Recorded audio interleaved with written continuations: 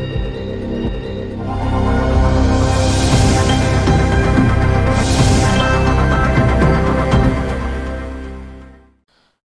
everyone, welcome to Dev Medium.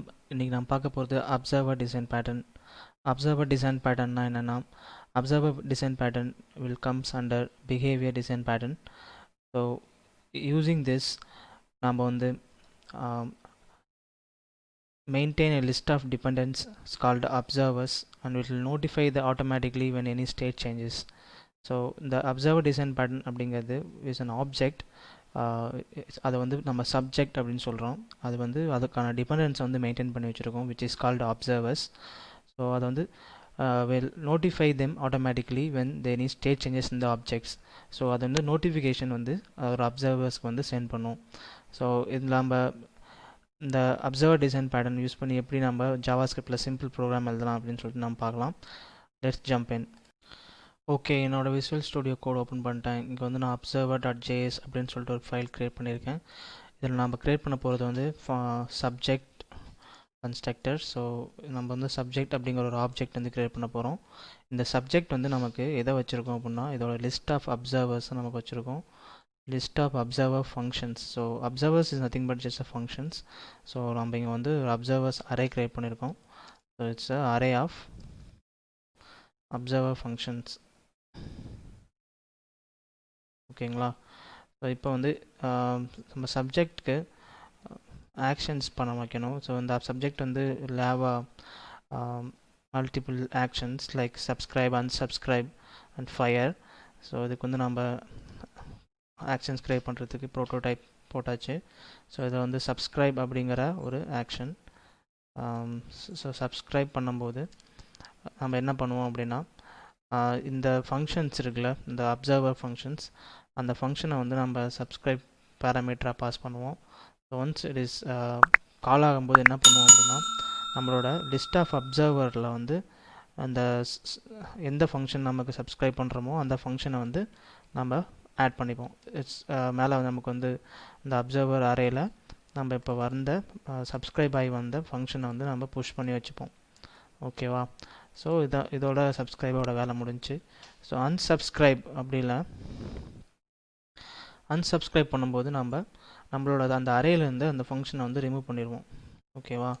So unsubscribe பண்ணுறதுக்கு function to remove அப்படின்னு பேர் வச்சுக்கிறேன் இந்த பேராமீட்டருக்கு.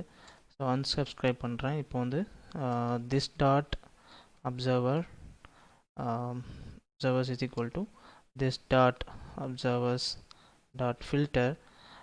ஃபில்டர் மெத்தட் எதுக்கு யூஸ் பண்ணுவோம் அப்படின்னா, ஒரு அரேலேருந்து ஒரு பர்டிகுலர் எலமெண்ட்டை வந்து ஃபில்டர் பண்ணி வெளியே எடுக்கிறதுக்கு, ஐ மீன் அந்த பர்டிகுலர் எலமெண்ட்டை மட்டும் இல்லாமல் அந்த அரேவை நமக்கு ரிட்டர்ன் பண்ணுறதுக்காக யூஸ் பண்ணுறோம். So if function it's not equal to function to remove, அப்படி அந்த சினாரியோ இருந்தால் நம்ம வந்து அந்த பர்டிகுலர் எலமெண்ட் மட்டும் ரிட்டர்ன் பண்ண மாட்டோம். அப்படி இல்லாமல் இருந்துச்சுன்னா மற்ற எலமெண்ட் எல்லாத்தையும் நம்ம ரிட்டர்ன் பண்ணி ஸ்டோர் பண்ணி வச்சுக்கிறோம். So it will store this array. ஓகேவா? ஸோ இதான் ஃபில்டர் ஃபங்க்ஷன். அதுக்கப்புறம் நம்ம ஃபங்க்ஷன் நமக்கு தேவையானது வந்து ஃபயர். ஸோ ஃபயர் அப்படிங்கிற இந்த ஃபங்க்ஷன் எதுக்கு யூஸ் ஆகுது அப்படின்னா, நமக்கு இந்த சப்ஜெக்ட் வந்து ஒரு ஈவெண்ட்டை வந்து ஃபயர் பண்ணணும், ரைட்டா? ஸோ அந்த ஈவெண்ட் நடந்தால் தான் நம்ம வந்து எல்லா அப்சர்வருக்கும் நோட்டிஃபை பண்ண முடியும். அதுக்காக ஸோ எல்லா அப்சர்வரும் எப்படி நோட்டிஃபை பண்ணலாம் அப்படின்னா, இது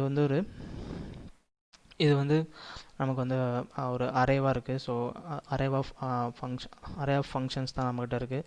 ஸோ இந்த எல்லா ஃபங்க்ஷன் நம்ம நோட்டிஃபை பண்ணுறதுக்கு நம்ம வந்து இதுக்கு ஃபார் ஈச் போட்டு நம்ம எல்லா ஃபங்க்ஷனையும் கால் பண்ணலாம்.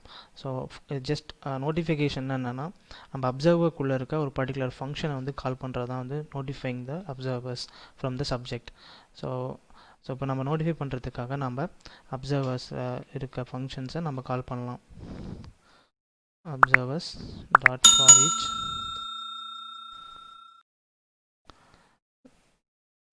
so for each the function call, so function dot call function call பண்ணியாச்சு. ஓகேவா? ஸோ இதான் வந்து நம்மளோட ஃபயர் ஈவெண்ட். ஸோ இப்போ நம்மளோட சப்ஜெக்ட் வந்து ரெடி ஆகிடுச்சு. ஸோ இந்த சப்ஜெக்ட்க்கு வந்து நம்ம இந்த சப்ஜெக்ட் நம்ம ஒரு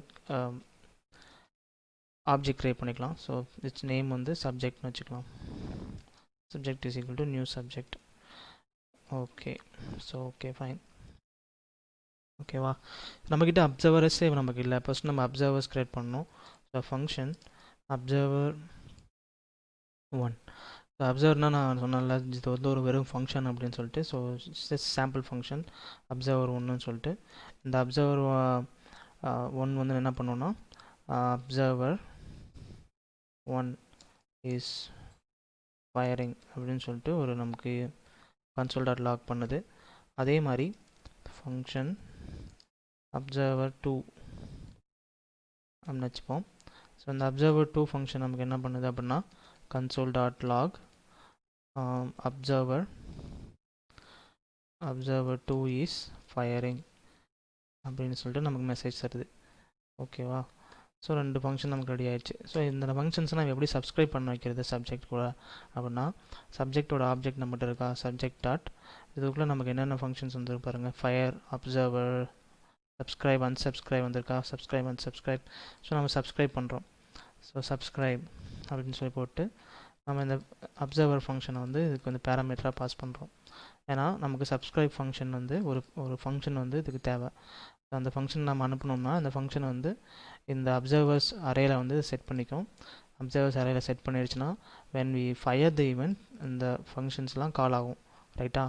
ஸோ அதான் இந்த மெக்கானிசம். ஸோ இதில் பார்த்தோம்னா சப்ஜெக்ட் டாட் நான் ஃபயர் பண்ணுறேன். ஃபயர் பண்ணோம்னா நமக்கு என்ன ஆகும்னா நமக்கு வந்து அந்த அப்சர்வர் 1 வந்து ஃபயர் ஆகணும். ஸோ இதை ரன் பண்ணி பார்க்கலாம். Note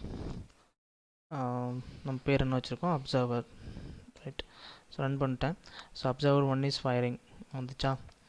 okay. ஸோ இப்போ நான் ரெண்டுமே நான் இது பண்ணணும். ரெண்டு அப்சர்வர்ஸ் நான் வந்து ஒரே நேரத்தில் மெசேஜ் அனுப்பணும் அப்படின்னா சப்ஜெக்ட் டாட் சப்ஸ்கிரைப். ஸோ இந்த செகண்ட் அப்சர்வருக்கும் நான் மெசேஜ் அனுப்பிக்கலாம். அதனால் இந்த ஃபங்க்ஷனில் கால் பண்ணிட்டோம்னா இதுவும் சப்ஸ்கிரைப் ஆயிரும். இப்போ நான் ஜஸ்ட் ஒரு ஃபயர் ஈவெண்ட் நோட்டிஃபை பண்ணோம்னா நமக்கு என்ன ஆகும் அப்படின்னா ரெண்டுமே கால் ஆகும். Observer 1 is firing and observer 2 is firing. ஓகேவா. ஸோ சப்போஸ் எனக்கு வேணாம், நான் வந்து அன்சப்ஸ்கிரைப் பண்ணோம் அப்படின்னா சப்ஜெக்ட் டாட் அன்சப்ஸ்கிரைப். நான் வந்து அப்சர்வர் 1 வந்து அன்சப்ஸ்கிரைப் பண்ணுறேன். அப்சர்வர் 1. ஓகேவா. ஸோ அப்சர்வர் 1 அன்சப்ஸ்கிரைப் பண்ணிட்டோன்னா இது வந்து நமக்கு எதுவுமே பண்ணாது. ஓகேவா. அதே மாதிரி இப்போ நாம் வந்து அப்சர்வர் 2வையும் அன்சப்ஸ்கிரைப் பண்ணிடலாம். அப்சர்வர் 2வையும் அன்சப்ஸ்கிரைப் பண்ணிட்டோன்னா it don't do anything. So இந்த அப்சர்வர் பேட்டர்னோட மெக்கானிசம் என்னென்னா when subject is subscribed with observers then only it will trigger an event, otherwise it won't do anything. So ஒரு சப்ஜெக்ட்டுக்கு அப்சர்வர்ஸே யாருமே இல்லை அப்படின்னா அது நமக்கு எதுவுமே பண்ணாது. அப்சர்வர்ஸ் அதுக்கு இருந்தால் மட்டும்தான் அது நோட்டிஃபிகேஷன் சென்ட் பண்ணும்.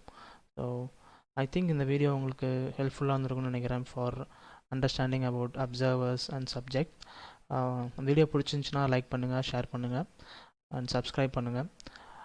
தேங்க்ஸ் ஃபார் வாட்சிங்.